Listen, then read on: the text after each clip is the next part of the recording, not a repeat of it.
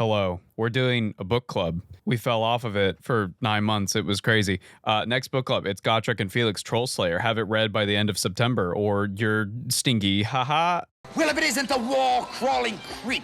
Here's one wall you'll never crawl, you red and blue buffoon! Hello, everybody, and welcome to another episode of Explaining Warhammer to My Girlfriend. My name is Ava, and joining me, as always, is my lovely significant other, Kari. What up, guys? What is up? What's happening?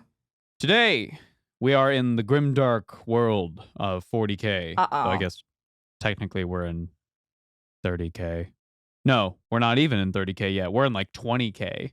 20K? Yeah, we're still in the Great Crusade area. 30k is when the heresy. Not again. The heresy starts to happen. So we're technically like within the 20ks. But anyway, today, All right. we're talking about the next Primarch on our road to the horsey. The horsey. The horsey heresy. We are talking about the Primarch of the Imperial Fists, the man, the myth, the legend, the meme himself, Rogal Meme. Dorn. Mr. Dorn. Mr. Dorn. That's where it's warm in Westeros. Oh my god, it is. Well, is it? It's part of the Seven Kingdoms, I guess. Anyway, Rogal Dorn. Rogal Dorn, guys. My love. Yeah. My darling, my dearest, my everything. Hi. What do you know about Rogal Dorn? I know there's one piece of art of him that looks like Joe Biden. Oh, one piece of fan art. Mm-hmm. And so that's how I have remembered who he is I personally don't see it. this entire, for a year. Every time Rogal comes up, I'm always like, is that the Joe Biden one? And every time you're like, that's one picture. It's one picture, and it doesn't look like Joe Biden now. It looks like Joe Biden when he took office, like the presidency. Because that was like 12 years apart. I also disagree. No, that's fair. And I'm just saying, this is what's clicked in my mind, and I think it's funny. Maybe it's your Canadianness. It could be. Outside of the U.S., most presidents have a veil around them. You can't see them for what they truly are, but we Americans. You guys' fancy mountain, it's just a mountain. There's no faces. I don't know what you guys are talking about. What mountain? I fucking hate Mount Rushmore. That place sucks. I feel like we're stalling. We should rush more. Okay. Rogal Dorn. What do you know about him? I asked if I was gonna like him, Mm-hmm. and pretty much everyone said probably not. But like that. Rogal is... How do I put this? He's the Primarch of the Imperial Fists. Dorn is translated to fist. He's as blunt as a fist. Okay. But I think there is some stuff there that's really interesting. And we'll talk about it in this episode. I think you'll come off... I don't think you'll like him as much as, say, like Fulgrim or perhaps Vulcan. But I think you won't dislike him. Mm-hmm. Fair. I don't think you're going to have a Conrad shoot him into the sun. Yeah, we haven't even gotten to him yet, and I'm over it. I don't think it's going to happen. Conrad's going to be a wild ride. Holy. Yeah. Yeah, what else do you know about Mr. Fist? Not a lot. Yeah. And you want to know why? Because there's not a lot there. Yeah, all I know is, he's the one who also wears gold armor. He does wear gold. Which makes it a little confusing, because there's also the guy that wears gold, aka the Emperor. And then there's also the troops that wear gold, which are the custodians. And then there's Rogal. There is a reason. Yeah, I assume. It is very much in part Daddy plays favorites. Right. Daddy's going to play favorites. Look at Malkador. He's so tired. It's like these kids keep fucking up everything. I didn't get eternal youth with this immortality thing. This sucks. I like to think that the Space Marine on the right there, that's not his staff thing. It's just that Malkador has two, but he can only carry one at a time. And because he needed to use this right now, this guy's got to carry the cane. So, do you know anything about his Legion or... I don't think so. Their deal? Okay, so we're starting pretty fresh today. Yeah, I mean, you might say something and I might be like, oh, I've heard that before or something. Right. But Vulcan, you were like, oh, he's the nice one. He's got the salamanders, and you knew quite a bit going into Vulcan, and some of the other ones as well. Like Fulgrim, you knew quite a bit about. But that's also because outside of this podcast, you were interested in those characters on your own. Rogal's never really come up in our private conversations or even when we're streaming. He doesn't come up all too often. And part of that is also that, like, because I now follow very, like, Warhammer things online, like Warhammer Reddits or, like, YouTube Other channels creators, or something like that. Yeah. I started to have an influx of, like, memes and stuff.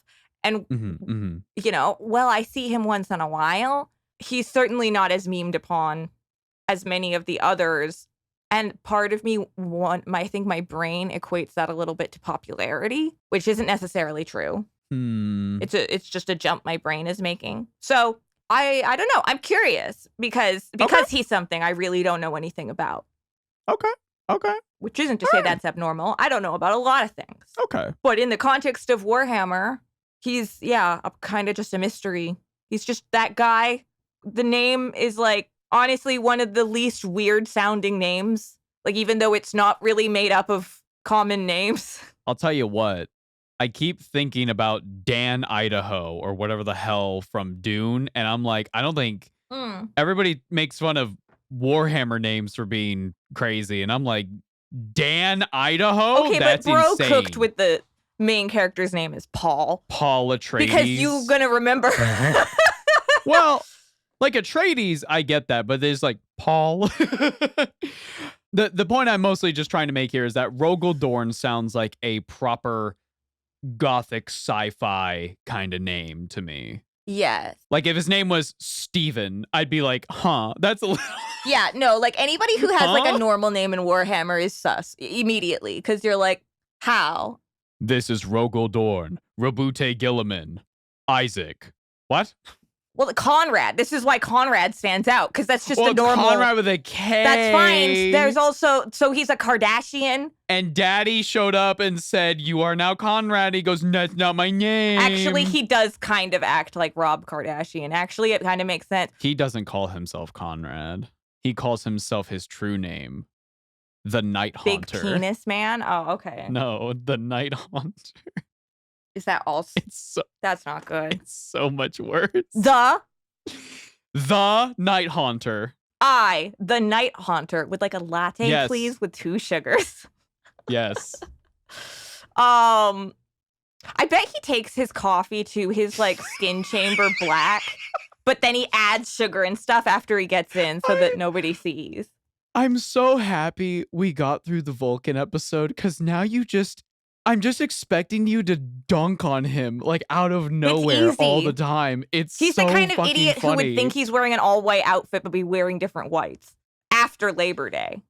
We're talking about Rogal this episode, but just really quick to sum up our very quick joking around Conrad. I am very sympathetic. Sure. I'm very sympathetic to how Conrad is, and I do not think it excuses anything he does, and I'm very happy all of his books address that aggressively.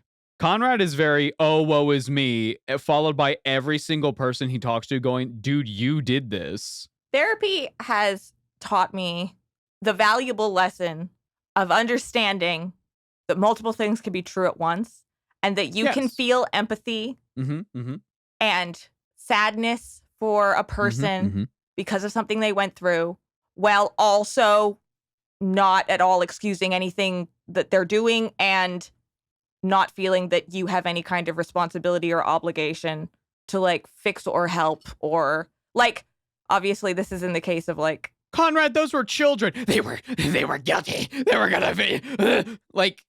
Okay, so yes, that logic, the kids should be mobbing Conrad. Like, get the children. Just a bunch of kids beating the shit out. It's like the scene in Game of Thrones when all the kids go after the old guy, or all the devil demon children run after everyone. That was horrifying. Or that one kid who shows up and it's never explained because she shows up, looks at Daenerys and goes, and then just flees. I think that was explained, but maybe I'm dumb. I don't know. Hey, before we go further in the video, it's me, Ava, from the future, to tell you about today's sponsor, Warhammer 40,000 Tacticus. Tacticus is a fun, fast-paced tactical strategy game with over 80 champions across 18 factions, each with their own playstyle. From Space Marines to Chaos Space Marines to Orcs, Necrons, Custodians, and more, there are so many awesome ways to play, including a new faction, the Emperor's Children. With extremely fast damage dealers who overwhelm their foes with unpredictable attacks, the 3rd Legion is here to revel in a chorus of agony and ecstasy. Right now, you can play as Lucius the Eternal, a legendary champion who specializes in close quarters combat and dueling enemy combatants. You can also check out the new Noise Marine champion, Chiron Capersi, an area of effect blaster whose attacks grow deadlier with each screaming shot. If you want to try out Tacticus, you can use our download link in the description or by scanning the QR code on screen now. You can also get 50 Blackstone and 20 energy off the bat for free by using code OGHELLO. Thank you to Warhammer 40,000 Tacticus for sponsoring this video. Now, let's get back to Rogal Dorn. Anyway, Rogal Dorn, hey, are you ready? Let's talk about Rogal Dorn. I like Rogal Dorn. I think it's simple but effective. Like a fist. Like a fist. Like a fist. That's right. All right. We begin our story on the planet Inwit. Inwit is an ice world that is mostly lifeless. But unlike a world like Leman Russ, that he grew up on, Fenris, Inwit is forever cold, with one side that is facing the stars of the system is just a completely barren desert. And I'm not talking like the Sahara. I'm talking it is a gray wasteland. Oh, like the burn. Yeah, Final Fantasy XIV, the burn. It's just completely white, devoid of all life. Nothing grows. Yeah, there's like not even energy there anymore. Exactly. So Leman Russ's world would switch. I didn't express this very well during Lehman's episode, but Fenris, it's the Viking planet. So it switches between like abysmal cold to hot lava everywhere. So it's like, you know, Ragnarok. Yeah. It's like when you go to Disney World and then there's all the different worlds. It's like that, but for each of their little planets, they got their little environments. For sure. So in contrast to that, Inwit, completely ice. Okay. It's just cold forever. Most of Inwit's people are nomadic. So they're like the Inuit. I didn't make that connection, but perhaps. I don't think there's any like... It's just the rhyme, Inwit. Like when you first said the word, I thought I misheard you and thought you had said Inuit. And I was like, oh. I don't know if there's any connection between... I don't know if that's intentional, but cool connection. It's that, or it's like a play on nitwit, which is a little more concerning. That, yeah. We'll see. But the planet's people are nomadic. Okay. Tough, resourceful, and they trade supplies with the people who do stay within the hive cities. So most of them nomadic, but some of them do stay within the big cities that are across the planet. So it's like... They're habitable enough. Nocturne, but opposite. In the sense of like, instead it's of cold fire, rather than hot. Ice. Yeah. Got it. We're a song of Rogal and Vulcan. Instead of Fenris's Viking vibes with lots of not taverns, but like mead halls, that kind of thing. You think like Beowulf, that kind of thing. Not that. These are more castles on mountains. Elsa. Not ice castles. Let it but go. Castles. No. Let it go. No. I don't need my dad anyway. Let it go. He would never say that. Let it go. Never mind. My dad is Bay. So despite the people of Inwit's hard lives, they maintained their spaceships. Okay, made of ice. No. I'm just kidding. Okay. They're just spaceships. They're just regular spaceships. But they're really fucking good spaceships. Oh, okay. And they actually established a small interstellar empire that they could trade with across their little area. So, okay, very cool. Compared to some of the other planets that we've talked about with these Primarchs, Inwit doing pretty well. Doing pretty okay. The whole getting themselves organized, they're Inuit. I'm not super familiar with the Inuit people, so... No, I meant they're into it. They're Inuit. Oh. You lost me. No, it was a funny pun, I promise. I'm not good with puns. So you know how our videos follow a formula where it's like, okay, we describe the planet and then, one day there was a comet that, it struck the earth and then somebody came across this baby and then they took this baby and there is no official Imperial record or legend regarding Rogal Dorn's childhood. Oh, okay. There's nothing. Nobody wrote it down. We know nothing of how he... Nobody. Did he... We have no idea what his childhood was like. Does he ever self-report, like, what he remembers? At times, but as we'll come to find, he is not very open with talking about his personal thoughts or feelings. He's very focused Like hyper focus? Perhaps. We can reasonably assume that Rogal did, like his brothers, come down in a comet, and he was found by a man who went by the name Dorn. Okay, so this is like a family naming scheme. Yes, he was found by the patriarch of the House of Dorn, one of the mightiest clans on the planet. This seems to happen kind of often. It's almost like coordinates were input or something. Although Vulcan's dad was just a regular blacksmith. But a really good one. Yeah. Vulcan lived in a small village, like it takes a village to raise a child environment, and I think that did so well for his attitude. Yes, absolutely, 100%. Growing up in an environment where you at least see to a point where you understand that it is a real thing, the plights of others, is hugely beneficial.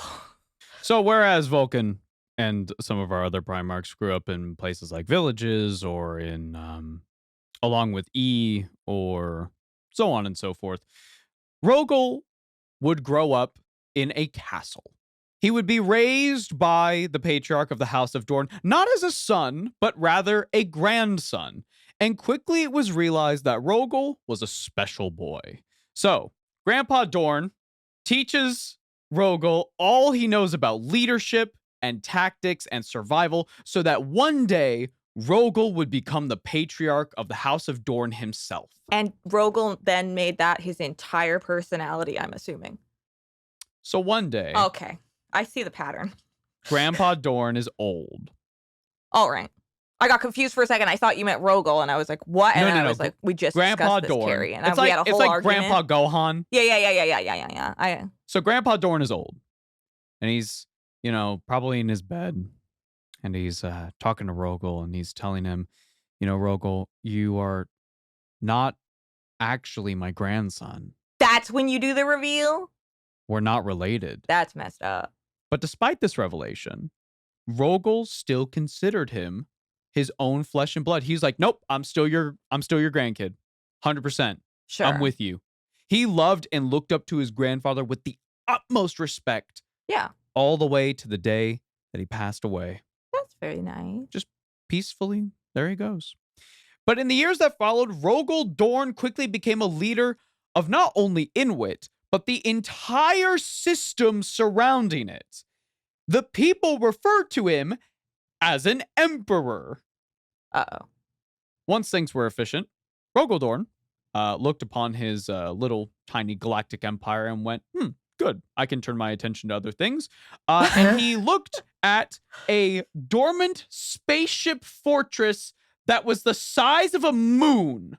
For all his life, he had watched this thing orbit his planet, a relic from the dark age of technology. Oh, an AI. A ship called the Phalanx. So I've provided a picture of the Phalanx here. It sounds like me trying to warn you that something's coming at your flank, but like flubbing it. Do you know what a Phalanx is? No, I don't know that word. Okay, I've seen it before. I didn't know the word for it. Yeah, so it's thought to be like impenetrable. Right. So that's the idea. The ship is considered impenetrable. Right. The Phalanx is the size of a fucking moon. Like our moon. It is incredibly huge. Yeah, for a ship, for sure. Yes. It is a insanely complicated piece of technology, which is why it took Rogal 40 years to get it working. Just to get it working. Right, because it was abandoned. It's been dormant for thousands upon thousands of years, just hanging in the orbit of Inwit. Oh. And Rogal, for the longest time, even as a kid, he would look up at it and go like, that's weird. Now Rogal, he's pretty good at fixing things. Sure. He's a little Bob the Builder. Yeah. So fixing the Phalanx wasn't really a problem. There was just a lot to fix. He's a tinker guy. He's a tinker. And there's a lot to fix on something that is the size of a fucking planet. Okay. So 40 years go by. Right. The Emperor of Mankind arrives. He's got his fleet behind him. Okay. And then they're like cresting over the orbit of Inwit. And across from the other side of the planet, they see the fucking Phalanx like crest the horizon. Uh-huh. And the Emperor's like, what is that? And Rogal Dorn meets up with the Emperor and says, "Hello, I'm Rogal Dorn. You're the Emperor of Mankind? Cool. Here's my gift to you." Oh. Wait, there's no trial? No stranger in a robe, no trial, no nothing, no bullshit. Just... Had Rogal heard of him before? It's unclear. I get the idea that he had heard something, or perhaps saw the gigantic fleet and maybe had a feeling of like, okay, this dude's important. They had a bit of negotiations. He offered the phalanx as a gift, but the Emperor refused. Okay. Instead, declaring the phalanx a monastery that Rogal Dorn would lead the 7th Legion from the Imperial Fists. Now he doesn't have to pay taxes with it. It's a monastery. That's good. Part of the it's part of the church, we don't mess with it. But it's not religious. It's different. It's not religion, guys. It's a monastery, but it's not religion. But we're calling it a monastery? Okay, well. Let's talk really quick about the Imperial Fists. Hang on. Wait. So I assume we'll go into a bit more like stuff like to do with Rogal in a minute. This just seems very abrupt. This is what exists. Do we know if there was any kind of... Because I can understand you're sitting there with your little army or whatever, and then like a army that eclipses you comes along. You might just bend the knee just to be safe. From everything I've read, it feels like it's very vague because a lot of the older codex entries are very like, ooh, according to Imperial legend, this and that and this and that. All it says is that when the Emperor met with Rogal, Rogal greeted him and offered the phalanx as a gift. There's no like, did they have a dialogue? We don't know. Did they? Yeah. Did Rogal question who the Emperor was? We don't know. Did he already know who he was? We don't really know. So this isn't something that we saw in the narrative. This is something we have only read secondhand accounts of. As far as I could find, yes. Okay. One thing with Rogal, and this is going to be something that might be a little disappointing to people who really want me to go into Rogal Dorn. He doesn't really get a lot of pop off. And what I mean by that is he doesn't do a whole lot until the heresy actually happens. Yeah. He has a lot of awesome fucking moments in the heresy. Okay. But before that, nothing too complicated. Right. No trials, no stranger, no nothing. It's just, here you go. Okay. Interesting. Rogal now has the phalanx as a mobile fortress. Yeah. It kind of, just because it's big and gold and moon-like, reminds me of Titan AE. Oh, I guess the Titan. Yeah. And also in like that it spends time dormant and stuff. But yeah. Obviously this is much, much older. And potentially could have AI in it, maybe? So you said that because you heard Dark Age of Technology, and you know it's called that because of the AI uprising. As far as we know... Oh, this is from after they said no more AI.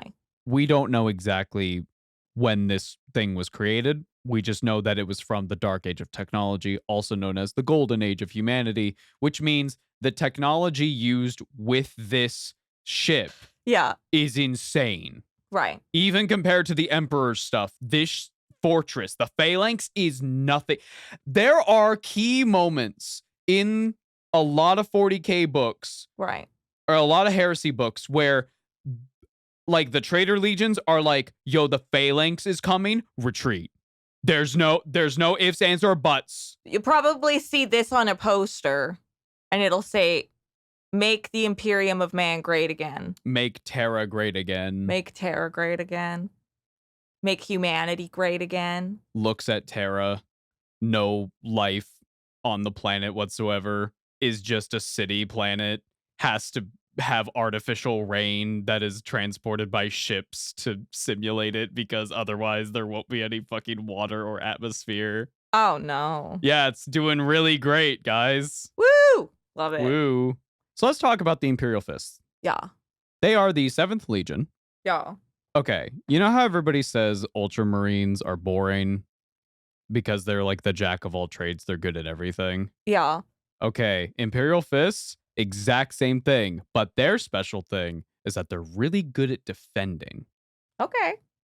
They wear bright yellow armor. Yeah. With black trim, and oftentimes they'll have red accents here and there. 40k, they have multiple companies with a variety of trim colors. Usually the Aquila on their chest in 40k stays like a really dark, almost purpley red.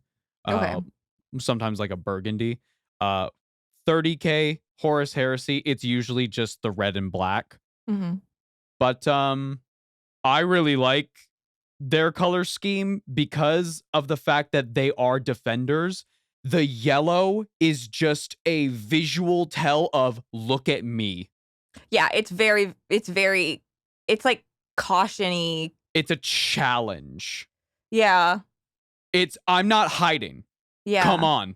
It's like when you spot my freaking fairy from across the Windward Plains. And Monster Hunter. Yeah. It's just like, what's that in the distance? And it's like, blah! As you can imagine, the Imperial Fists favor heavier style armor, such as the Mark III or Terminator armor, very similar to Iron Hands or Salamanders. They like being heavy and defending. Yeah. Salamanders are big fans of flamers. So they like use a lot of flamers and thunderhammers and stuff. Imperial Fists are like, yo, bolters are the shit. Okay. If it ain't broke, don't fix it. I got a bolter, bang, bang. Okay. That's it. Here's a thing. I can pick the bolter gun in Space Marine 2.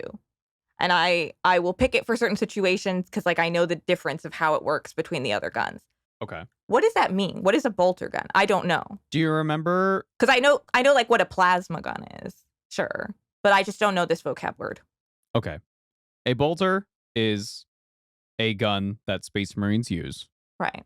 That fires Coke can sized bullets that are rocket propelled. Okay. And when they make contact with something, the bullet will explode. Okay. So kind of like bomb arrows, but obviously big gun style. Yes. Do you remember when we watched The Last Church and Uriah the priest was talking about how they fired into the crowd? Do you remember what that looked like? Vaguely. Okay. Basically, if you get hit by a bolter and you're just a normal squishy ass human, you're gonna die. Right. Yeah. Because it's like getting hit with a tank round. It's like getting hit with a rocket propelled grenade. Like it's overkill. It's a rocket launcher. Yeah. As a pistol, as a regular gun, as everything. It's crazy. Okay, I get it. Okay. It's overkill. Right, yeah. But Imperial Fists are very big fans of bolters. Right. It is certainly not, the Tau would probably not like it because it's probably a lot of resources. Tau look at bolters and go, why the fuck do you have the capability to make laser weapons? Why don't you? As you said, it's a waste of resources. Yeah. So, interesting fact about the Imperial Fists, they worked alongside the Emperor more than any other legion. Interesting. If the Emperor had to go somewhere for a battle, the Imperial Fists were probably right there beside him. Okay. Alongside his custodies and whoever else might be there. But more than any other legion, the Imperial Fists were at the Emperor's side. Right. This is why a lot of them in the Heresy era have a specific, there's like an eagle symbol that some of them wear on like their knee pad or something. Sure. It's a visual tell of I have fought alongside the Emperor. Okay. Yeah. So there's a character named Sigismund. He has one of those. Sigismund. Sigismund he would go on to become the first Emperor's champion. He's a bit of psycho. So he's an Emperor's champion, not children, and he's a psycho, not psyker. Do you see where dyslexia starts to make life harder?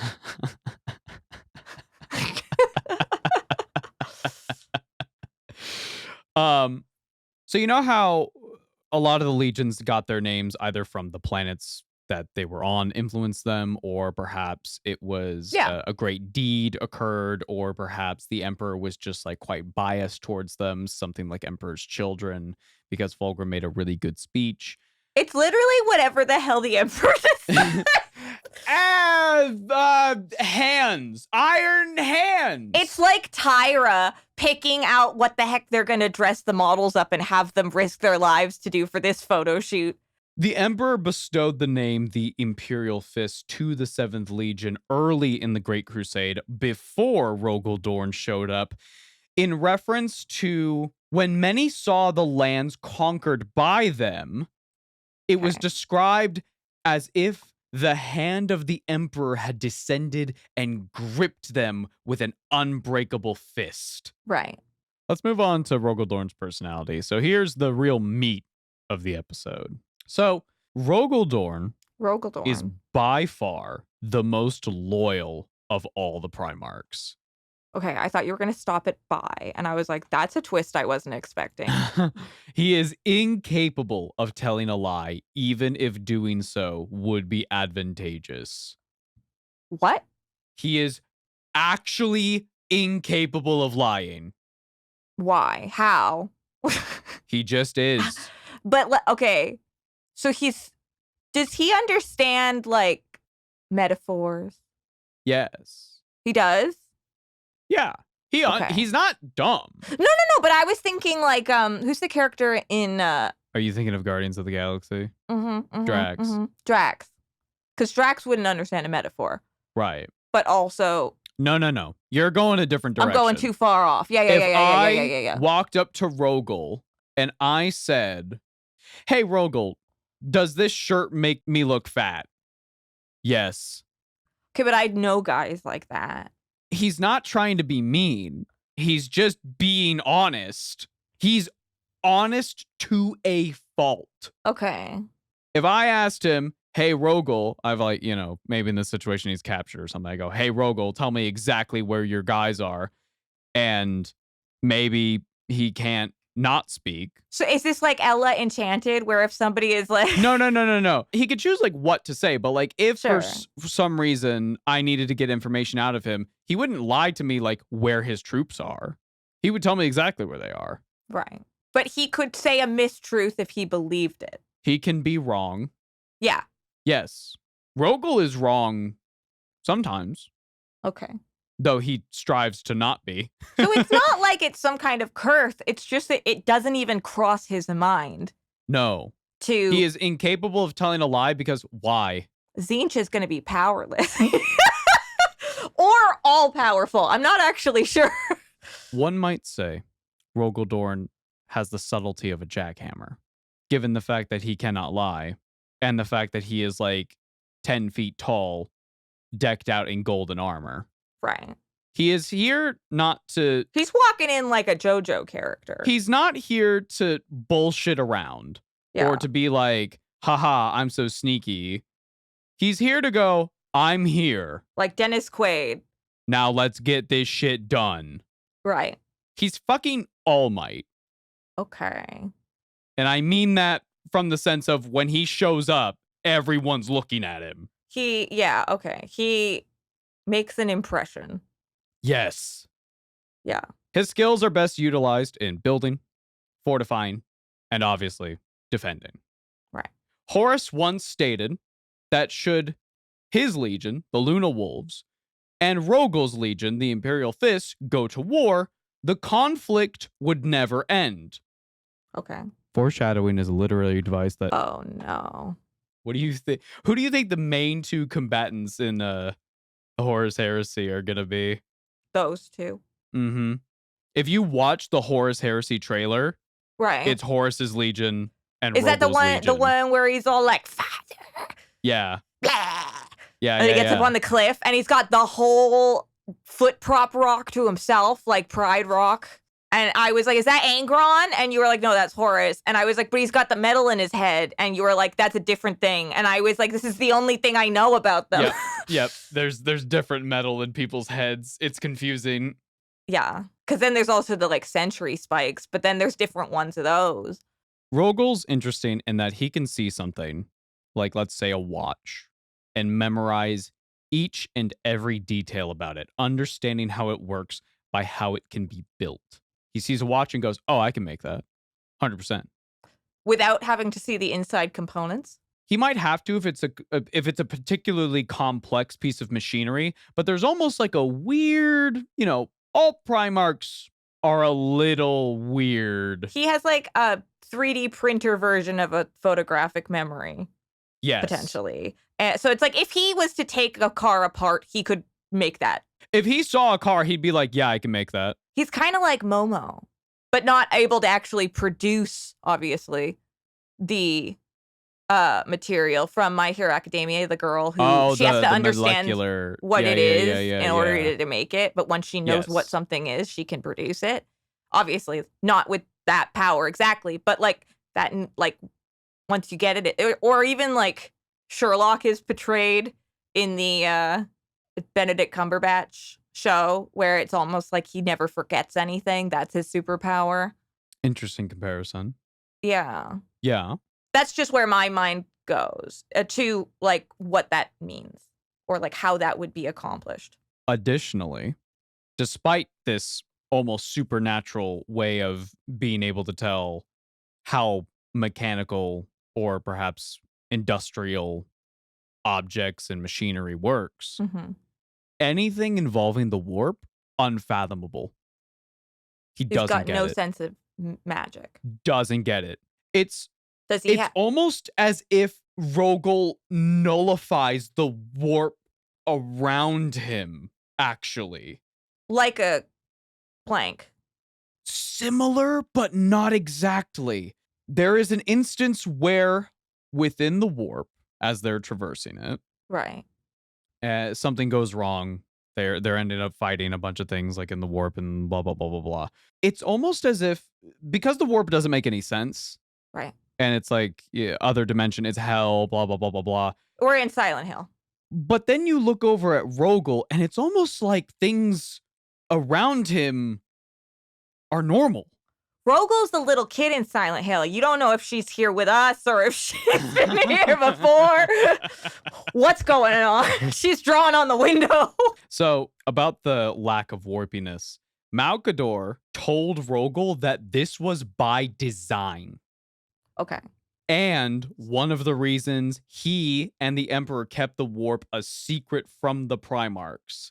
Right. He told Rogal that if he, with his natural curiosity and his urge to build and understand how anything works, if he found out what the warp was or got an inkling that it existed, he would want to dabble in it, and he would want to dabble in it, and he would just instantly like fall to chaos, probably. Maybe. Okay, my misunderstanding there was that I thought that this was the stupidest thing Malkador had ever done, and this was essentially him being like, we're not supposed to tell you you're adopted. This is way into the heresy. Yeah. But you can see why I was like, what did you just say? Sorry. No, it's not your fault. It was just I misunderstood it. That when Malkador tells Rogal that, it is way into the heresy. Like, chaos demons are real. Everybody knows. It's not a fucking secret anymore. And Rogal asked Malkador, yo, why didn't you tell us about this? And Malkador was like, fair. If we did, it would have been bad. Yeah. Which, in fairness, maybe. But no, also, I mean, makes sense. It's logical. You don't know that, Malkador. Yeah. This is the problem with people who, they're like, I can see the future. It's like, you can see a future, perhaps. So is it that they didn't want him near like the warp stuff because they knew that his innate ability to like make it not really work was dangerous, or because they were like, he's so smart, he's going to get into some shit? He's so smart, and Rogal was designed with a natural curiosity, a natural urge to look at that car and go, I want to know how it works. I don't understand it. He's the neurodivergent one. A common thing you see online is describing Rogal Dorn as incredibly autistic. Yeah, I can see it. I feel like I could talk to him about trains for hours. They are efficient. They always go the same direction. They have a schedule. And you get to like sit in a little place and wait for them. If you talk to Rogal about trains, he would smile. A rare thing indeed. I love it. Well, that's okay. That's nice. That's refreshing. So yeah, it's the same thing as like how you or I or any other neurodivergent person just works a little differently than neurotypical people. Yep. Rogal's just a little, if you came out as trans. Okay. In front of Rogal, you were like, Rogal, I'm trans. he'd probably look at you and go, okay. And that's it. I get the feeling it would largely come down to if he understood the concept or not.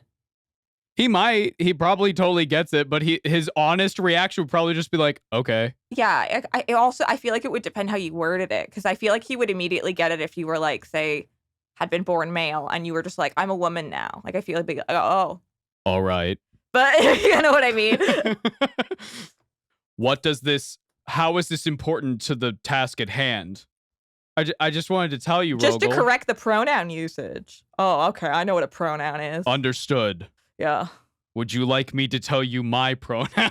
Understood. I will change your gender in my spreadsheet. Noted. The spreadsheet's more of a Gilliman thing, actually. He's got to go into the program because everybody in his little program, he made little like matching like icons. So he's got to change yours to pink now because he had it blue.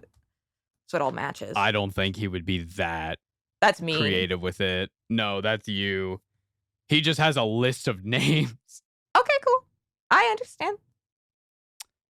Let's talk about Rogal's and by extension, his legions attitudes towards humans. Attitudes. Yeah. Let's talk about their attitude towards humans, he and his legion. Right. I've got a quote here from him. There is no enemy. The foe in the battlefield is merely the manifestation of that which we must overcome.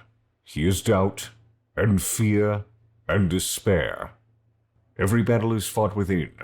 Conquer the battlefield that lies inside you, and the enemy disappears like the illusion he is. It's the longing. Those are powerful words, Those Rogal. are strong words. We love a God mantra. damn. We love a mantra. So, Imperial Fists, Rogal Dorn, how do they like humans? They don't mind them. Yeah, fair enough. They don't mind them. They have a natural urge to protect them, actually. Okay. Yeah. You know, it makes sense. They're the defending legions, so... I mean, when you're supposed to be the protectors of humanity, it's nice that you want to protect humanity. It's nice that you care about the people that live there. Yeah. Sometimes, as we've talked about, Rogal's a little blunt, and he can be seen as a little cold. I get the idea he's got, like, resting bitch face, right? Right. I can relate. So to a lot of humans and even other space marines, they're like, Rogal, are you, like, mad? And he goes, no. Right. Yeah. I am merely thinking. You go, oh, okay. Yeah. Interestingly, he and his legion, if a human or like, a collection of them go like, oh, angels of the emperor, they're like, oh my God, shut up. Right. Fair enough. Oh, I don't care. No, we're not. Yeah. That's kind of what it feels like every time you're wandering around and somebody's like, oh my God, the warrior of darkness. Yes. Let's move on now. Okay, what do you want me to do? I need an item for a fetch quest. Hurry up. Famously, Rogal Dorn liberated the planet Necromunda from an orc invasion. Oh, I've heard of that one. This heroic feat is celebrated by the planet each year and is known as Imperial Fistmas, or Fistmas for short. Okay, I was about to ask if that was Santa Claus. According to the legend... Are we drinking? Hell yeah! Rogal Dorn fought a furry mutant that would come to be known as Fanta Claus. He was sent by George Lucas to destroy all evidence of the Christmas special. And as a condition for letting the creature live, it and its offspring would have to collect scrap and craft gifts for the people of the world to give out each year on Fistmas. Nobody tell George Lucas. That's Santa Claus. I thought the only thing was the red gobbo, but I'm pleasantly surprised. This is fun. This is something I absolutely adore about Warhammer, and we've had a lot of streams and a lot of people in our community. This is so much better than burning children to death. We've had a lot of people in our community go up and be like, how do people take Warhammer seriously? And I'm like, because it takes itself seriously. This entire story about Fanta Claus and the liberation of Necromunda, it's told completely serious, but it's so fucking funny. I gotta remember that phrase, because I feel like next time a guy is talking to me and I want him to go away, I'm gonna be like, I'm gonna tell you about Santa Claus and the liberation of the Necromunda, and they're going to be like, Nope. I did that once by going off about Star Wars Legends on a guy, and he was like, no. Cool thing about Dorn and his legion when they would go to a planet to help out, they acted more like guests than anything else. They knew that they were going to be there temporary. They knew that, like, we're not here to be your overlords. We're here to help. And that's nice. This was an incredibly common thing. I don't know if that's necessarily the case in 40k, because oftentimes Imperial Fists come off as kind of like dickish or assholes, but I can imagine relatively it's similar in that, hey, we're here to help. And I mean, it would depend on what you're like, why you're entering this planet, what you're using it for. That as well. I can totally imagine Imperial Fist, like a self-made problem that, say, a city governor has made. Right. I could imagine like a Space Marine captain going to be like, well, you fucked this one up, dumbass. And now we're here. Right. It feels a little bit like, obviously not in like actual ability or build, but in personality wise, maybe they're similar to Custodes. I get that vibe too. Yeah. Yes. There's something about them that it's like the processing, perhaps, or like just the way that they think about the, you know, ranks of command or their job or their purpose is just quite centered. We're here to help. Yeah. Again, very similar to Custodes. They are fucking focused. Yeah. They're there to do a job. And if someone is like, yo, do you want a coffee? They're not even going to acknowledge you. Because A, they're a Space Marine. Why would they? And B, it's like, I'm not talking about that right now. I'm focusing. Interesting. Yeah. Yeah. A famous Rogal Dorn quote. Right. When talking about these sorts of planets, especially ones that they would then recruit from, which again, one interesting thing is a lot of the Space Marines we talked about, they only recruit from one singular planet. Right. We're starting to get into Space Marines that are recruiting from multiple planets. So Necromunda became a Imperial Fist recruitment planet after they liberated it. Okay. And specifically, there's a famous Dorn quote involving it where he says, I want recruits, not vassals. That's nice. That's nice. Yes, that's consent. Yeah. Kind of. I don't want people that are forced to join the Legion. You gotta want it. Yeah. Ignoring obvious potential morality issues with war. Well, I was gonna say duress. But yeah. I mean, if I put my mind into the mind of an Imperial citizen who is on Necromunda, and I've been, you know, scared for my life, these orcs are going to kill me, and then suddenly these yellow warriors, and then I see their dad who's wearing head to toe in golden armor with this giant red cape and this gigantic fucking chain sword that he wields like a great sword. And then he's like, do you guys want to join my Legion? I, as an Imperial citizen, would probably be like, yes. Yeah. Absolutely. But, I mean, that's very, I want you. It's a little bit all's quiet on the Western Front. Like, where is the balance of, yes, there are going to be people who, like, absolutely 100% want to join the military. They have the ability to have other options, but this is the choice they make. That's the road they go down. Cool. Awesome. Do your thing. But I think, like, will there not also be people who it's like, I guess it depends what the incentive is for. I think I'm comparing it too much to maybe like our reality where like I think you are. There's like a capitalist aspect of survival. No. Yeah. It's not capitalist. It's the galaxy, to the human's perspective, the galaxy hates us. Right.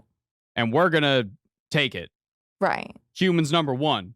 Woo, woo, woo. Right. And also, again, going back to the fact that they recruit from multiple homeworlds or multiple worlds, I imagine the incentive to join, or the duress, as you put it, is far less intense than, say, Space Marine chapter or legion that recruits from a single planet.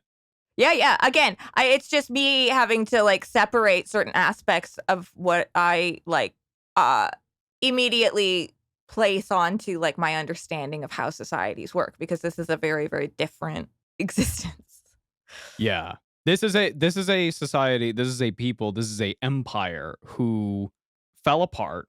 Yeah. And then this magical golden man came around and said, but what if we brought it back? We could build it again. Yeah. And everybody was like, yeah, for sure. It's also just, I think it's part of me too, as a person who, and like this has been something that I've been kind of like experiencing throughout all these conversations about Warhammer. And it's an interesting thing to contend with or think about. But like, I am personally very anti-war in my own life, in our world, you know. Yeah. War is I agree. Bad. I'm with you. Yes. But big robot, like the But big robot. Listen, I'm here going, war is one of the worst things in our reality. It's an atrocity. And it's an atrocity. So when I think about it, it's not a thing you go into willingly. But then I watch Gundam and I'm like, this is the sickest shit. Yeah. Because it's fiction. Yes. And no one is getting hurt. Yeah, but there is still my brain still needs to consider some form of stakes in order to for a story to like hit, right? Like I still have to feel sad if a character dies.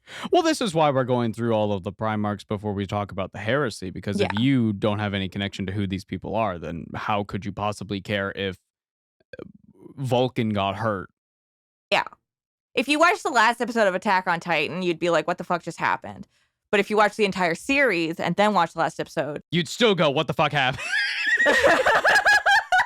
The feeling is exactly the same. The feeling is the same, but like, you know why. Yeah. You gotta finish up that show. Not a perfect example. No. But I think oh my God, I saw him. Oh, you scrolled down and it was like a jump scare. Why did he look like that? I scrolled down on the document and I scrolled down on the document and Conrad Kurz was right there.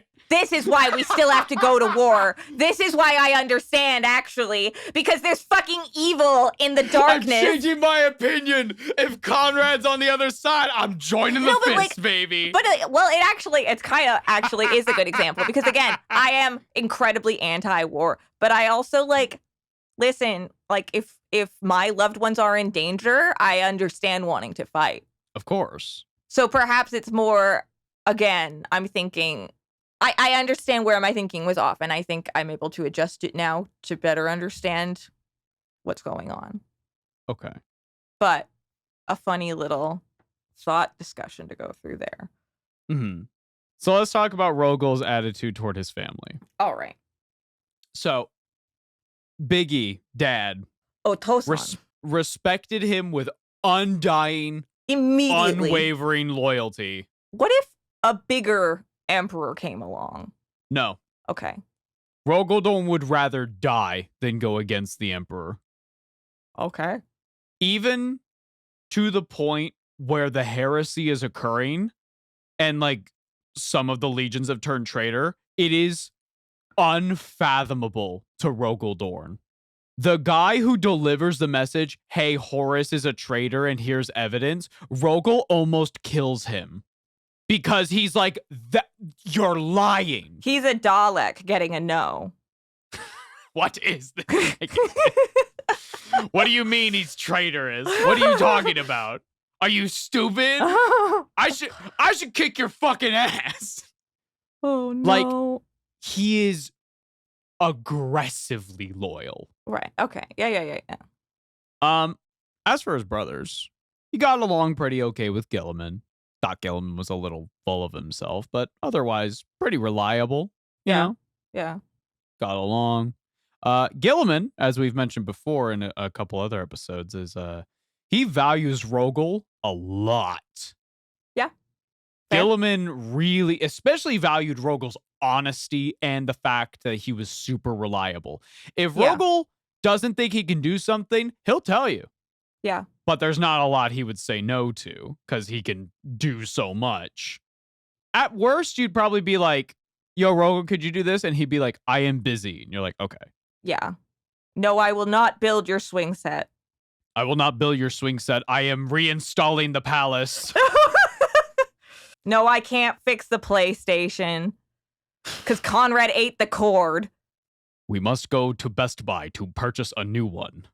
Can we just order off Amazon? No, absolutely not. It is less expensive to go to Best Buy. So we're getting in the car? No, we will walk. It is more efficient and good for exercise. Yeah. 8 miles away. You need it. Oh. Oh. I mean, you look like you do. What? Well, I can't lie. What if he just uses this as an excuse to say bitchy shit?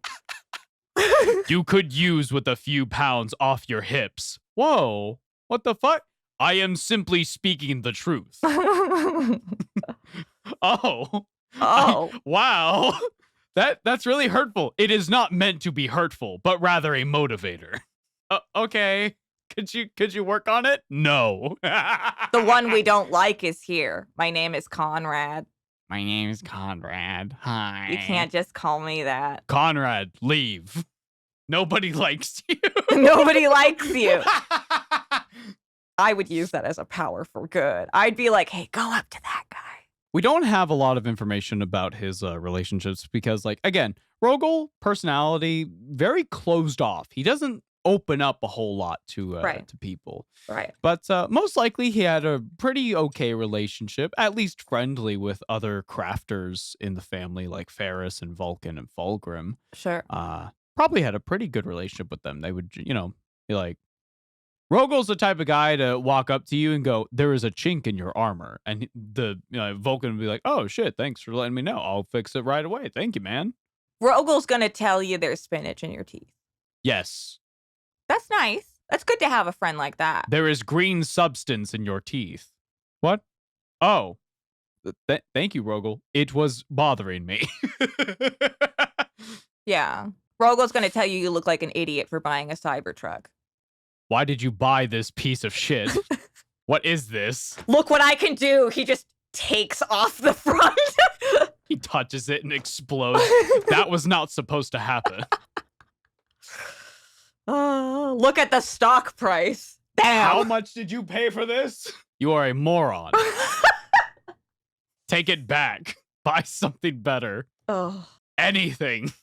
Anything else. Literally anything else. It's literally the worst EV you can buy. Oh, no. There's one negative with Rogal's attitude, and I alluded to it a bit. He's got a bit of an anger issue. Right. Now, he's not super quick to anger like Ferris, because Ferris would just get mad, like, easily. He's hot-headed. Yes. Whereas, if Rogal got angry, he got violent. As I said, hey, Horus is doing a heresy. Yeah. I have evidence. How fucking dare you? Almost kills him. Right. Especially if he puts the emperors in such high regard. Yes, exactly. Because Rogal has drunk the Emperor Kool-Aid and has become the Kool-Aid man. I mean, it doesn't even sound like he drunk the Kool-Aid. It sounds like he was like the amniotic fluid was the Kool-Aid. It's true. He's like, made of Kool-Aid. He is the Kool-Aid man. He's bursting through walls. And so he is so on board with the Emperor's dream that if, for example, the Emperor was like, Rogal, there's a planet of nothing but children. Get rid of it. Rogal would be like, yes, absolutely. Well, yeah. For the Great Crusade. He's almost like a robot. A bit. In so much as like that perfect loyalty. Like that's now a little. We'll talk a little more about this in a bit. Okay. Keep these thoughts in your head. Let's talk about Conrad. Her eyes closed. She looks like she's. I'm trying to astro project somewhere else. Let's talk about Conrad. Let's start with a quote from Rogal about Conrad. I'm in Tokyo in a 7-Eleven. There's an Ego Sando. It was a better place. I opened my eyes. Now I'm upset. Does he bring the smoke machine to the battlefield? Probably. He probably has them in the back of his shoes.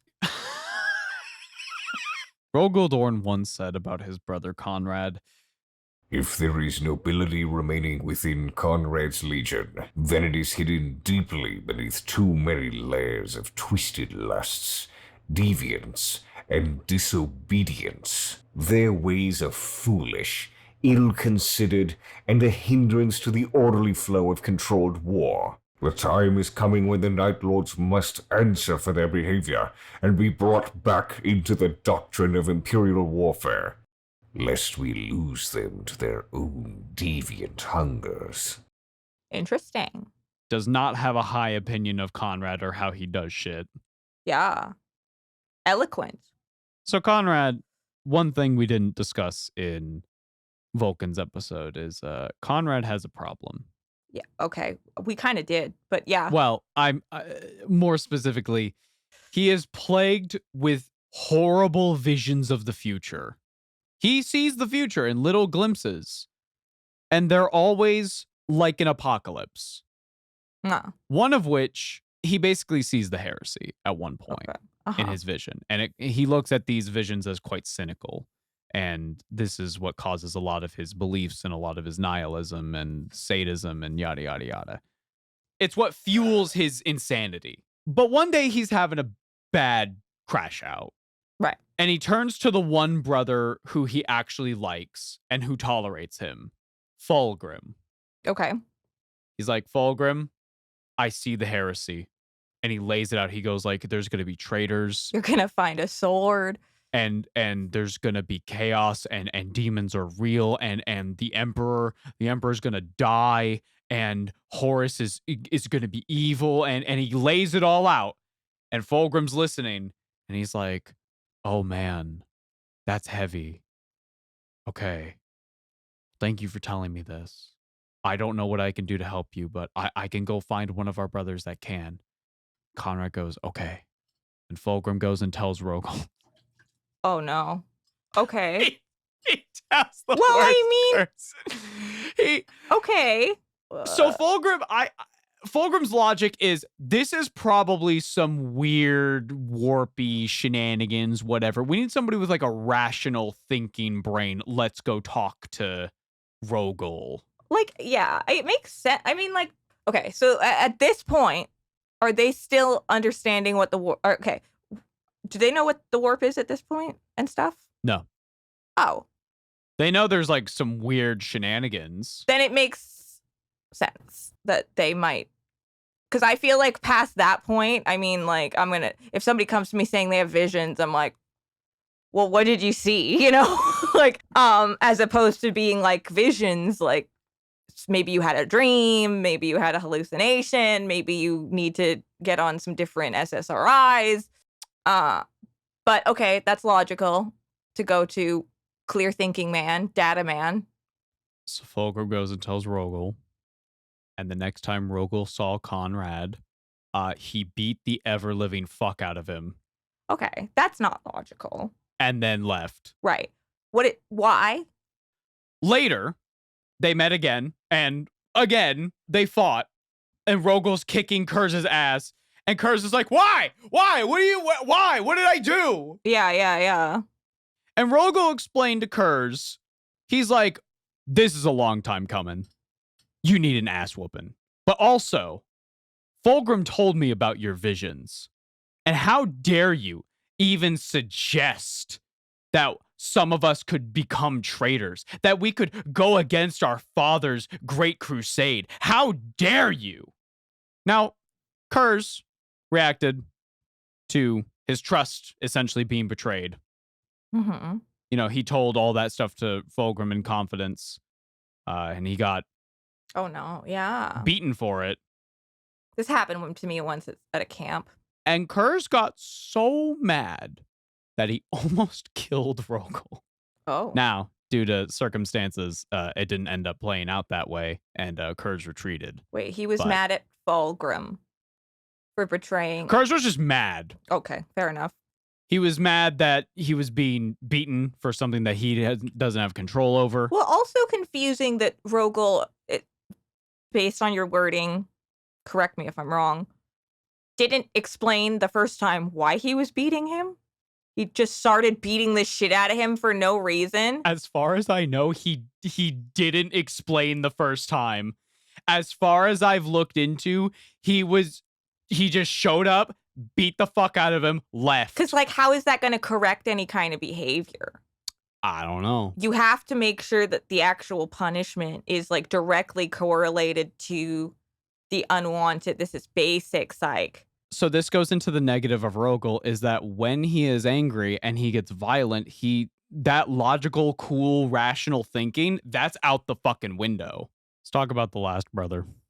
Yeah. Good old Perturabo. We haven't gotten to Perturabo yet. No, we haven't. So this will be... Secrets. Ooh, interesting.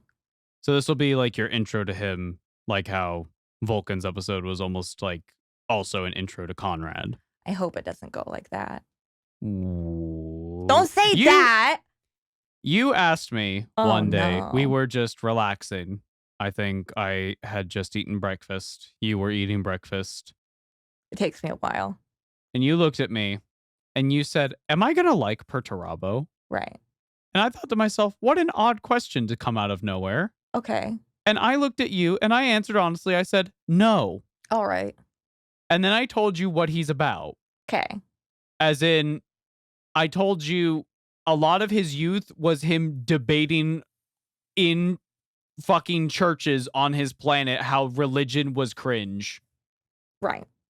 So he's a bit of a fucking loser. But like, I love him. Actually. He's got a YouTube channel. He's got a little avatar that like when he's real mad, he crosses his arms and he's like, oh yeah, he does those like. He makes an 11-hour long response to somebody's like 10-minute long video. And you're just like, how the fuck can you? But he also makes like 10 3-minute videos a day about like various other people who are being like cringe at the time, according to him. Or like are totally not gonna like be a successful business because I don't know. So Perturabo, everything we've learned about Rogal, flip it. Alrighty. Direct opposite. Alrighty. Where Rogal is like kind of cold and closed off, Perturabo is like a fucking forest fire. Alright. Okay. Where Rogal will build, right. Perturabo will destroy. All right. Okay. These two brothers have a long-standing rivalry. All right. That will go into 40k. Okay. To the point where if you go to like these various communities of Iron Warriors or Imperial Fists, most of the posts that people make are like, other faction. It's like Nikki, where remember when we were going around the PC's area and we noticed that all the Feywish sprite dolls were crucified. It's just a rivalry. Because the Feywish sprites and the PCs don't get along. And then we went over to the PC's area and they had all of the fight dummies that the knights were learning on looked like the PCs. And we were like, oh, you guys really don't like each other. Yeah, they really don't like each other. Yeah. In older tabletop editions, and someone can correct me if I'm wrong, I believe there were special rules where if you had either Imperial Fist or Iron Warriors and you were fighting the other faction, there were special rules associated with it. Because it's like, you guys have history. Right. It's really interesting. But interesting. One day, right, the Emperor is like, I gotta leave. I have a great project to work on. Horus, you're the War Master. Don't cause a heresy. You guys figure it all out. Keep doing your thing. You're doing great, boys. Daddy loves you. And then he turned around and was like, Rogal, you're coming with me. Whoop. Oh. He brought Rogal to Terra to make the Imperial Palace into a fortress. And Perturabo's just sitting there going, what the fuck? What about me? Oh. I build things better than that asshole. What the fuck? Okay. I just looked at his shin pads and I had this image of him being like, one shield not enough, must glue two together. Yes. Okay. He's a big boy. He is a big boy. To make things worse, after a great victory was won by the Iron Warriors, Horus declared that during a feast to celebrate the occasion, that Perturabo was the greatest master of siege warfare. Fulgrim was at the table, and Fulgrim's a messy bitch. Yes. And so he turns to Rogal Dorn and asked if he thought the defenses of the newly made Imperial Palace could withstand the Iron Warriors. Alrighty. That's a bit messy. And Dorn sat there for a minute and he thought about the answer and he thought about, he was deep in thought, thinking of every logical conclusion. Right. Like the blueprints were almost like right there in his mind as if they were being built right before him. And he just thought and thought and thought. And then he said that he regarded the defenses of the Imperial Palace as being proof against any assault if the palace was well manned. Okay. And Perturabo... It's like hell's freaking deep. Perturabo slams his fucking hands against the table, stands up, and starts screaming at Rogal Dorn. And he's throwing accusations and insults, and he's like, "You're a piece of shit. You can't build shit. You wouldn't know how to build a fucking sandcastle. How dare you? You piece of shit. I hate you." The rest of the Primarchs are just like, that's awkward. And Rogal and Perturabo, they didn't talk much after that, surprisingly. He took it very personally. Yes. Right. Yes. This feels like this has happened on Drag Race. Yeah. Yeah, like somebody will say something and it'll come off as shady, even though they didn't mean it as shady. And then the person, listen, it's messy. Yes. And then everybody is like, girl, like, first of all, she didn't mean it, but like, that was a lot. That's exactly what happened here. Yeah. And so I can't wait to talk about Perturabo. I think he's a fascinating character. I think he's a piece of shit, but he's so interesting. Yeah. Perturabo's got a bit of a lot of a victim complex. Okay.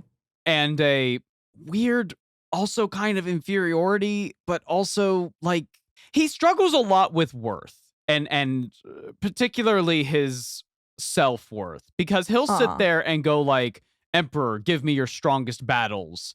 And then the Emperor will be like, "Okay." And he'll be like, "Ugh, I work so hard. Why doesn't anyone appreciate me?"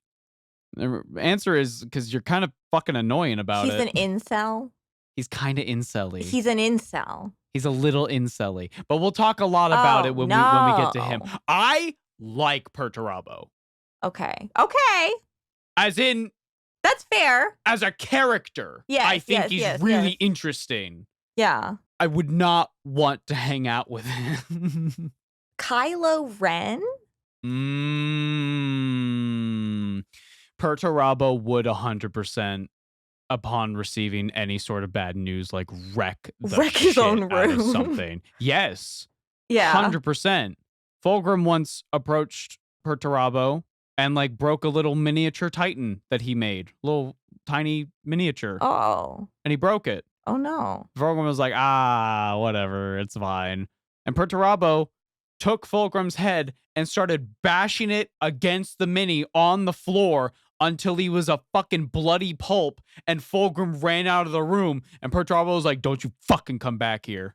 That sounds like Gregor Clegane.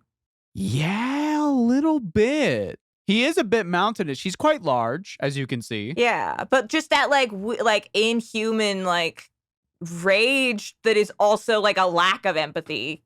So what's interesting is that while Perturabo is that angry and that like violent when he is angry, Rogal Dorn I think could match that. But like the point to get there is so different. Yeah. Because Rogal could get an insult thrown at him and he would probably be like, "Well, I don't understand why you said that." And maybe talk to you about it. But like you say anything bad about the Emperor or the Great Crusader or anything, he's gonna go fucking ballistic.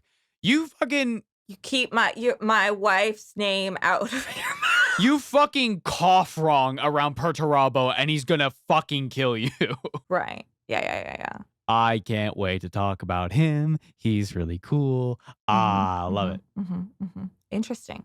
Now let's move on to a bit of a more open-ended thing. I have a section here in the notes called Rogal Dorn's Wall. My guy has cheekbones to the gods. I mean, When you're made in the Emperor's image, you gotta go for the cheekbones. Look at him. He has contoured.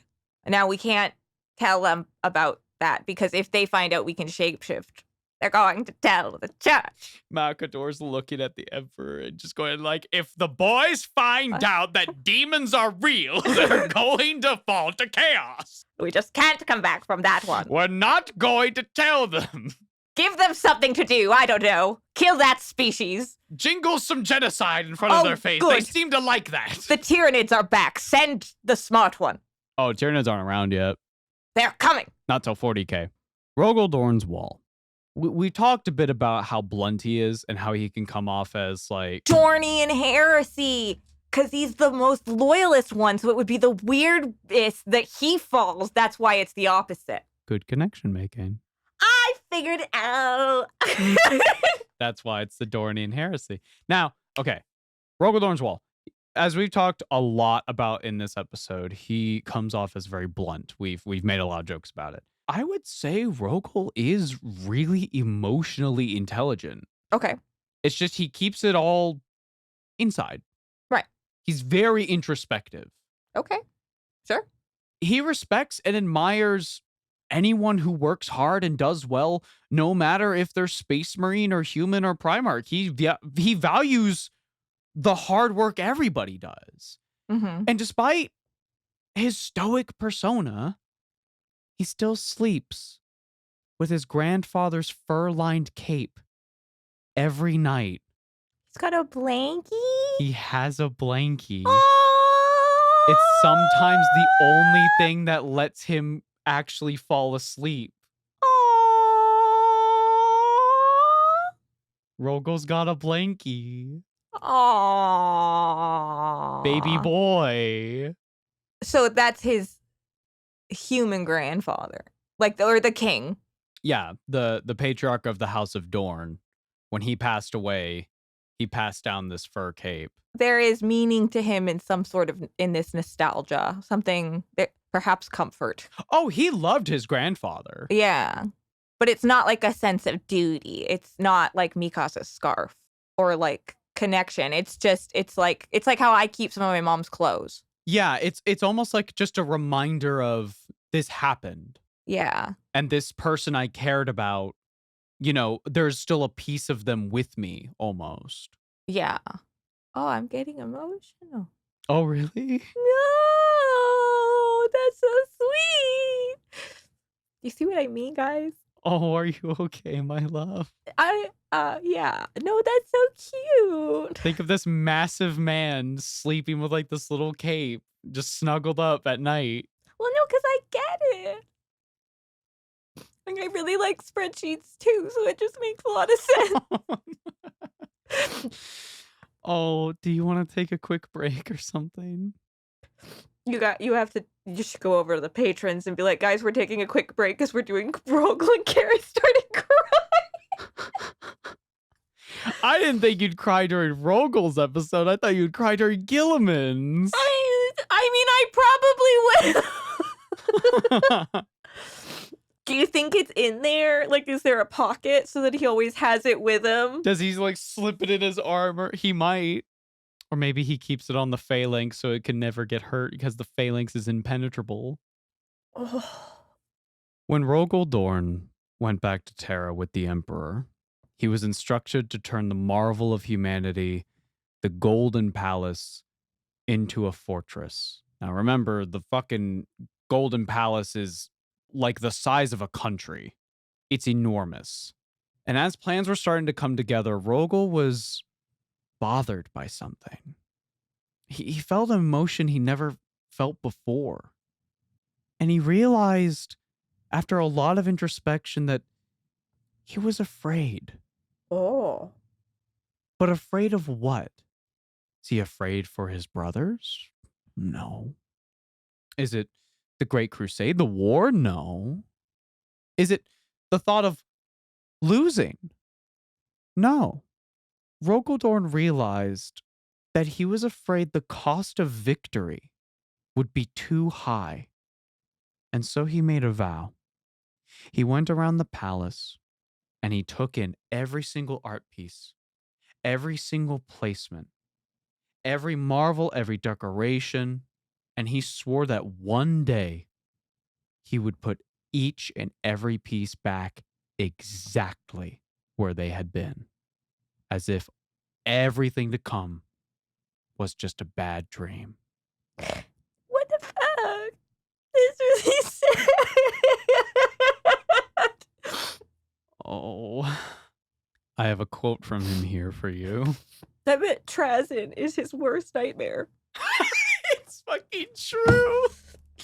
My greatest enemy, Perturabo? No. The Collector. Hello, I am just here to borrow your father. I'm just here to ruin your life. Takes the last puzzle piece. Ah! Now he will have to come to me. The perfect plan. The Emperor has no like.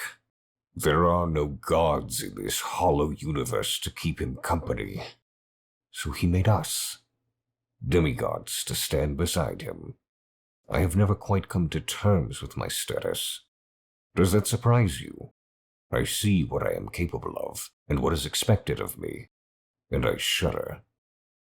The mere fact of me frightens me sometimes. Damn.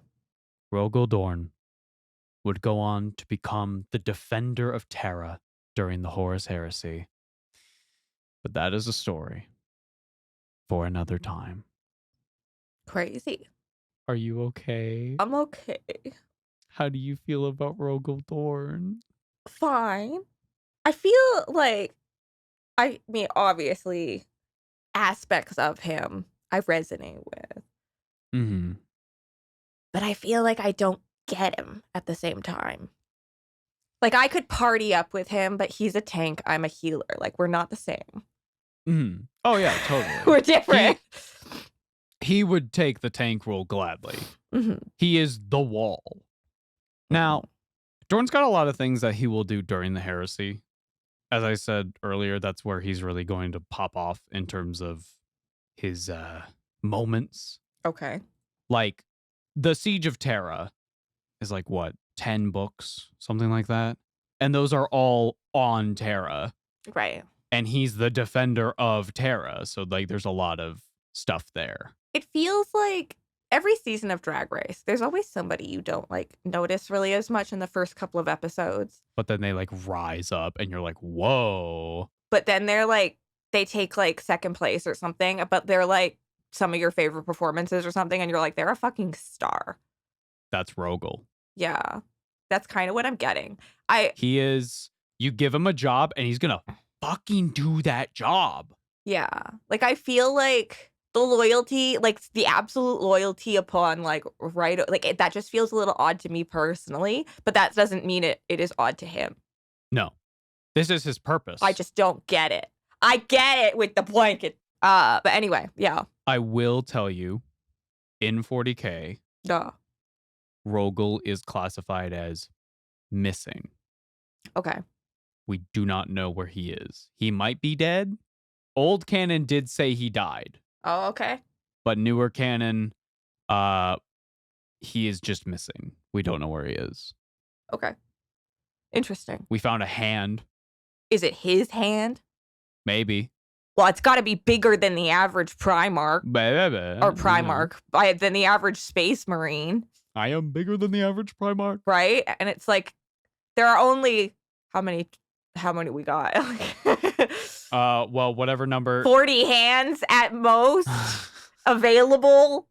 Well, you got to remove 4 because the 2 did go out. Yeah, I'm just assuming, like, to account for all possibilities in the universe, there are 20 possible hands that could, like, look like the exact size of a Primarch hand, right? Maybe cut out Vulcan. Rogal is missing. Yeah. And it's assumed we have a hand. This is what happened with the Doctor. Old lore used to say that they found his fucking skeleton. But that's no longer canon anymore. Holy moly. So he's just missing.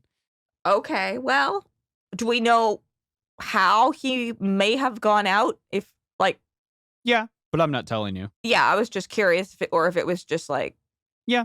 There's Yeah, like a okay. story around it. It's Okay, just okay. what they found afterward. Yeah. Yeah, we have no, well, We have no confirmation. entire corpse that is like, yeah, okay. There's no dental records. Well, I guess right? Okay. We don't know. Mm-hmm. His legion into 40k still pride themselves as the defenders of Terra. Mm-hmm. They will deploy, defend, fortify, and do their thing. The Imperial Fists. I think the best way to describe Rogal Dorn is the fact that he is a leader of the Imperial Fists. He is as simple and as blunt and as effective as a fist. Right. He's also as angry. My brain, though, gets confused because there's already the Iron Hands. Yeah, so I've already got my hand, like, aesthetic occupied. Well, okay, so the Iron Hands, so their symbol They're is an open, open hand. but this one's then a fist. The fist. Yeah. Do they bro fist, do you think? I don't know. I guess it would be like clang, because... Like, you got any questions or anything? I think you want me to Not elaborate on? really. Well, okay. How do we know he sleeps with this blanket?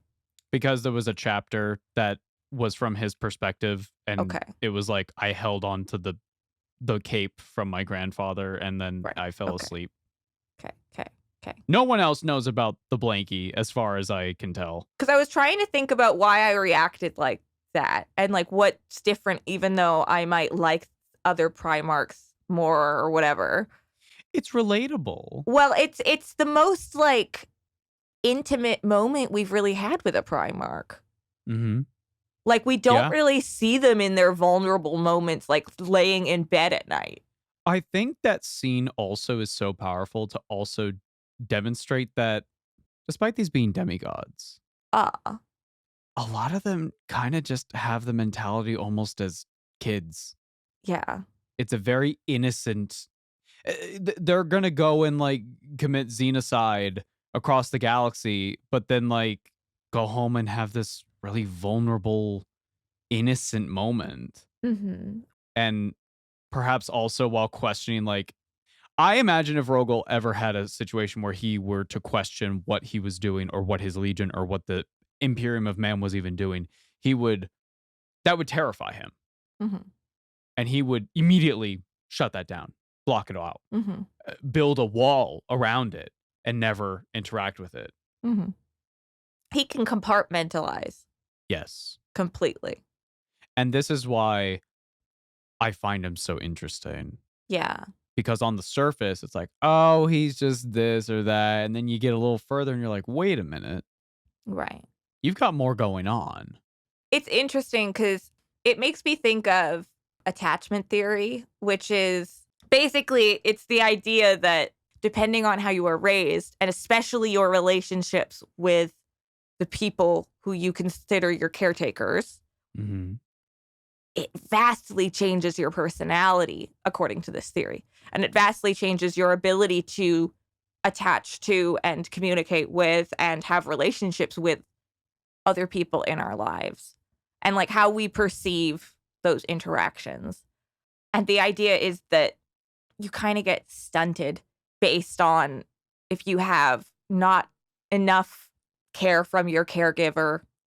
And it can exactly do this. It can make people kind of almost feel childlike to deal with in their personalities, even if they're fully grown, even if they have life experiences. And that's not to say you can't eventually grow from it, especially with self-work.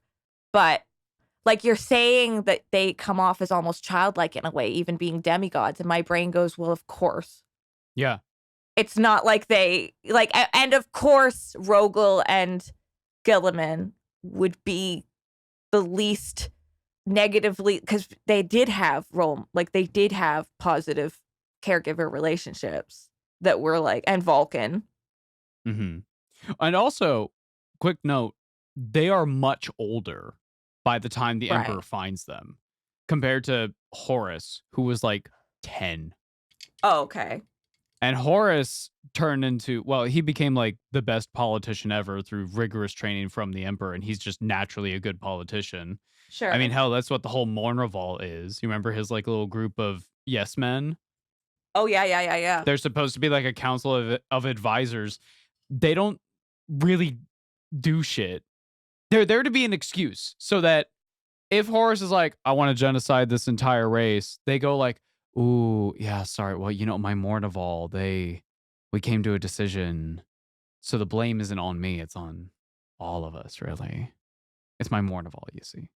Anyway, yes, they are children. It reminds me of the episodes of Clone Wars that kind of go into Jedi kind of coming to terms with the fact that people view them as more than people sometimes.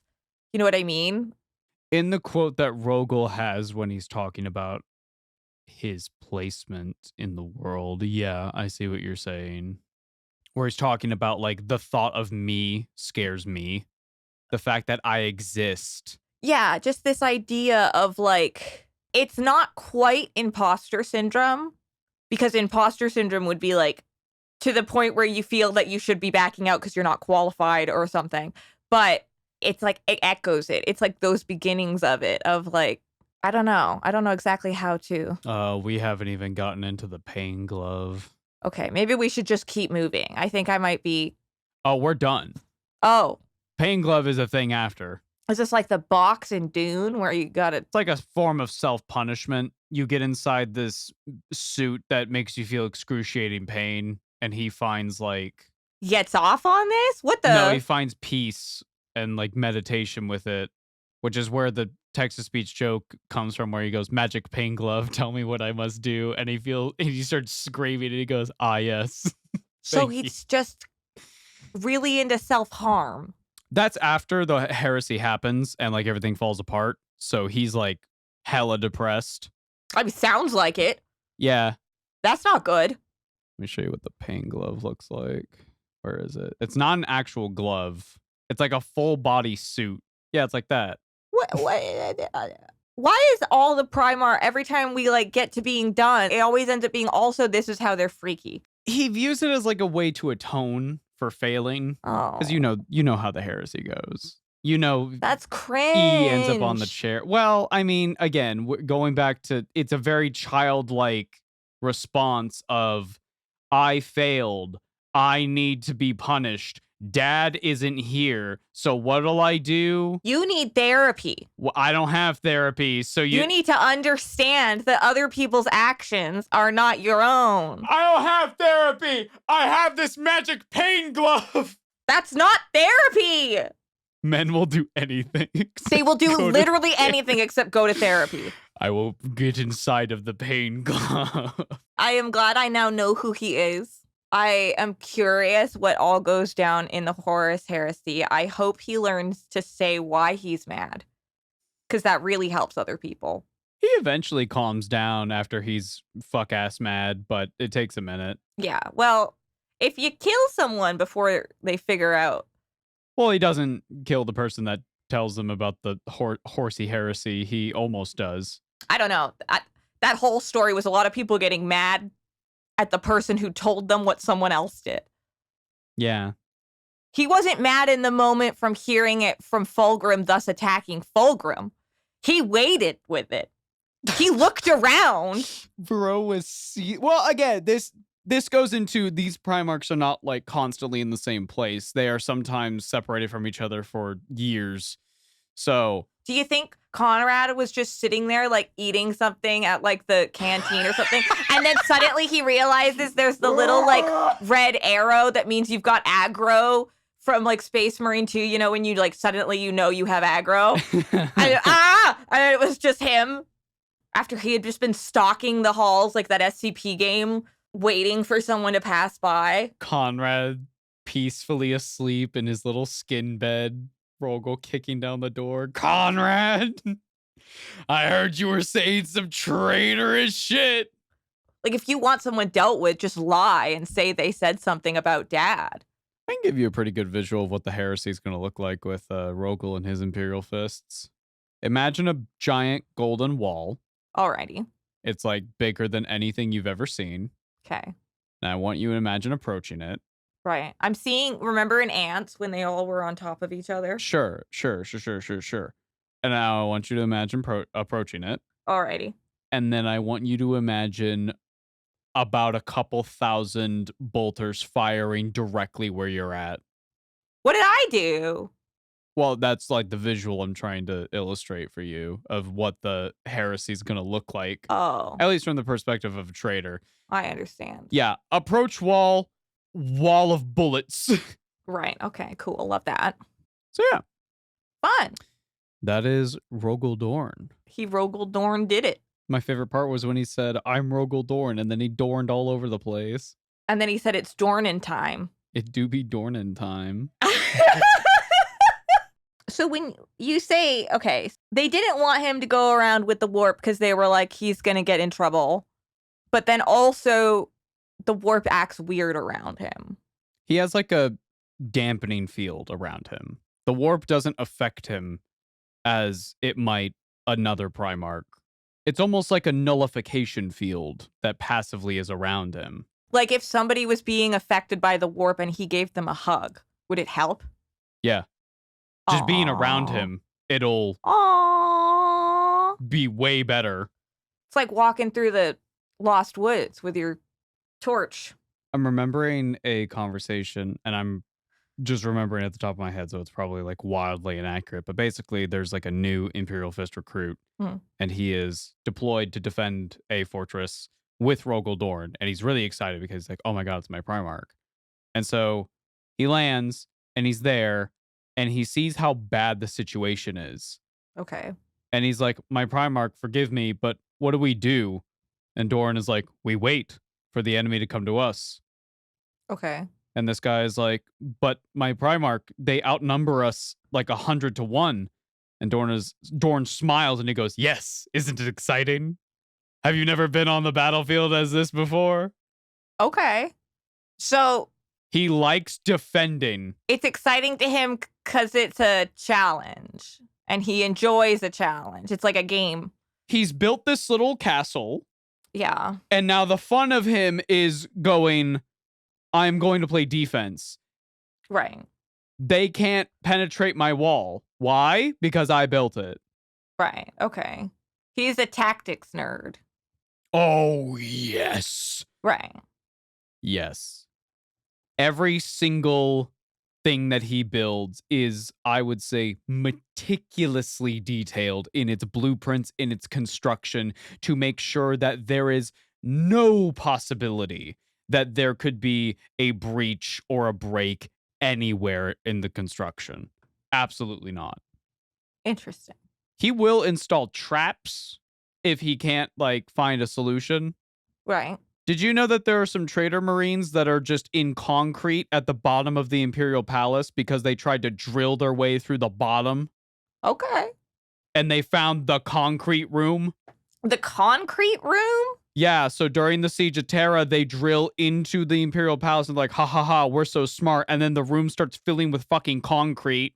And Dorn's like, they've entered the concrete room. Good. Damn. Shouldn't have gone in there, idiot. That's some mobster shit. It's fucking crazy. That's crazy. That's insane. So yeah, in 40k, there's like probably some traders just at the very, very bottom of the Imperial Palace. There's just a couple traders just inside of concrete. Oh.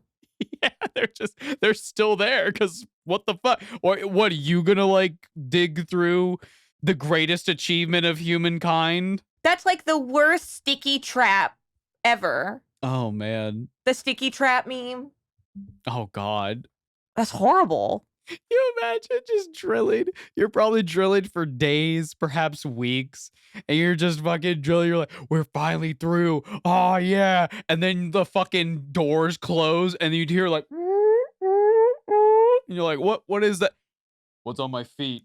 Oh no. It's literally just the first Resident Evil movie where like every room they go into is a booby trap. I mean, by the time the Siege of Terra happens, I bet every single room in the Imperial Palace is a fucking trap. Or what is it? There's a movie that's like The Cube. Cube. I love Cube. Cube. There's also Escape Room was a movie, but it was like based on actual escape rooms, so it was a little strange. Nah, Cube. I remember Cube. I love Cube. It was aight. No, it's good. Hey. No, I'm not saying it's. Listen. I fucking love cubes. That's fine. You live with your cubey dreams.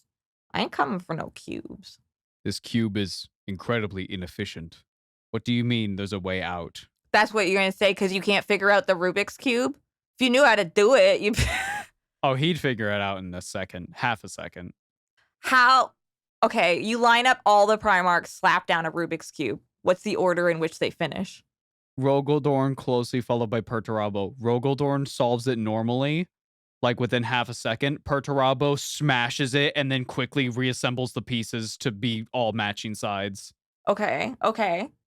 From then on, I don't know. Magnus, he magically does it. Casts a spell to make you think you did it first. But then when you check like the footage, it's him not being first and then casting a spell. Yeah, maybe. Gilliman would be pretty high up there.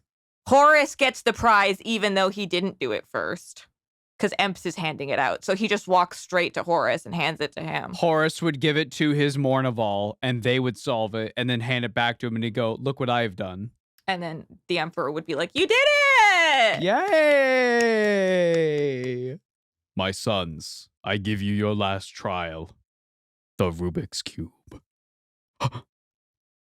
Father, are you sure? Yes. Fulgrim would solve it after a minute, and it would somehow, like, be more appealing shades of the colors. How'd you do that? I don't know. Jagatai would solve it very fast, but it wouldn't be accurate. He, like, misses one. Yeah. It'd be very fast, but one is misplaced. Yeah. Ferris would try to pick it up, but accidentally crush it. He'd be like, what the... Oh.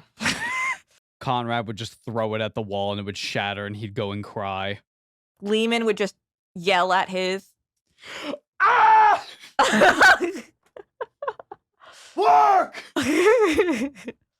Why isn't it working? He would just stand there like squeezing. But secretly, Alfarius was the one who solved it first. Well, Alfarius had one that was already solved. You just switched them out. Oh my God, you're so right. You don't even know him yet. I know. And you already know the vibe. I get vibes. It's the empathy thing. I get a vibe. Or if somebody's trying to trick me, I completely fall for it. That's the problem. Lion would probably just cut his hat in half with a fucking sword. Lion didn't show up to the competition because he's out on a mission. It's true. You're so right. It's scary how right you are. Hey, do you know who's next? Who's that? Wait, are we gonna, or should we go to a lake and or a river? What? Somewhere we could take our canoe! Oh, yeah! Yay! How you feeling about canoe? You're excited? I'm excited. Although it feels like my wedding day where I'm like, I'm excited, but I'm a little bit sad that afterwards it's going to be over. My wedding day. You know what I mean? Don't worry. He's a lot. Don't worry. He's everywhere. Oh, I'm good. Yeah, I'm excited about, I love it when I like something that's popular. Yeah, Gilliman's pretty popular. You just get spoiled, right? Yeah. It's like, if you like One Piece, you've got merch. You know? I'm so glad I like the color blue. Yeah. Because I feel like I went through such a journey with what Space Marines I would eventually collect and paint. And then one day I was like, wait, I do like Ultramarines. Yes. Yeah, it's like I went through that when I was going through I'm Not Like Other Girls, and I was like, I don't like pink. And then one day I was like, no, pink's kind of sweet. I tried to make my own Space Marine custom chapter, and I got so fucking overwhelmed. And then I was like, every time I did it, I would just end up remaking a chapter that had already existed. And I was like, oh my fucking God. It's like school color themes or like team colors. Like at some point, you're going to have the same colors or flag colors. Yeah. Like it's funny when you hear like Americans being like the old red, white, and blue, and you're like, Britain? France? Russia? But I went through, I don't know. I was with the whole like, Ultramarines, big cringe. And then I sat down and really analyzed why I felt like that. And I was like, I don't think Ultramarines are bad. Yeah, are they kind of boring? Yeah, sure. But I don't know. I think the characters that they do have are pretty sweet. I like the blue and gold. I think they're neat. I like Ultramarines. You know what the ick was? What was the ick? They're basic. They do be basic, but we can fix that. But it's okay to like a pumpkin spice latte every now and then, guys. Don't shame yourself. We can fix their basicness, though. And if anybody shames you for liking something, that's cringe of them, so. It's true. Well, any closing thoughts with Mr. Rogal Dorn? I'm excited to get to him. More of him. And like his actual actions. Yeah. Like I'm excited to get to the parts where he gets some notoriety or like get some more story time. I don't dislike him at all. You want to hear how well fortified the Imperial Palace is. I just want to see him doing something. Yeah, fair. I'm curious how that's all going to go down. Not well for the traders. Well, that seems to be the vibe. It's almost like being a skeezy bitch has consequences. A backstabbing hoe, as one might put it. It's not his fault he got stabbed with the poop knife. Horus? He gets stabbed with a poop knife. You're not ready for the poop knife story. From Reddit? We have many... Oh, no. We have many videos to do until we get to the Horus being stabbed with the poop knife, thus starting the heresy. Okay. This is a butterfly effect thing. This is going to be a whole charade. Poop knife is the domino that... Right. All right. I'm a little concerned by this explanation. Horus gets stabbed with a poop knife. What more do you want? I hear what you're saying. You know that you're leaving more questions. I am. I'm a little bitch. A little vixen. But hey, if you made it this far, thank you very much. Yeah. For watching the show. Hope you liked it. If you could, I would ask you to kindly leave a like, maybe subscribe if you haven't. It helps us out with our algorithm. And if you want to support us further, we've got a Patreon over at patreon.com/numbskulls. And you can check out our merch over at orchidate.com. All these links to help support us are in the description. Also, guys, we stream kind of regularly now. Oh, yeah. Come check us out over on twitch.tv/numbskulls_live, or check us out here on YouTube, or check out our VOD channel at Numbskulls VODs. You can find this all on the channel and stuff like that, and have a wonderful time. We'll check you out in the next one. Are you ready for Kari's Make Out with Canoe session? Gilliman, Robute. Wait, I get to? Thank you again to Warhammer 40,000 Tacticus for sponsoring this video. Remember to use our QR code and check out the link in the pinned comment and description to download now and get 50 Blackstone and 20 energy for free by using the code OGHELLO. Thank you, Warhammer Tacticus.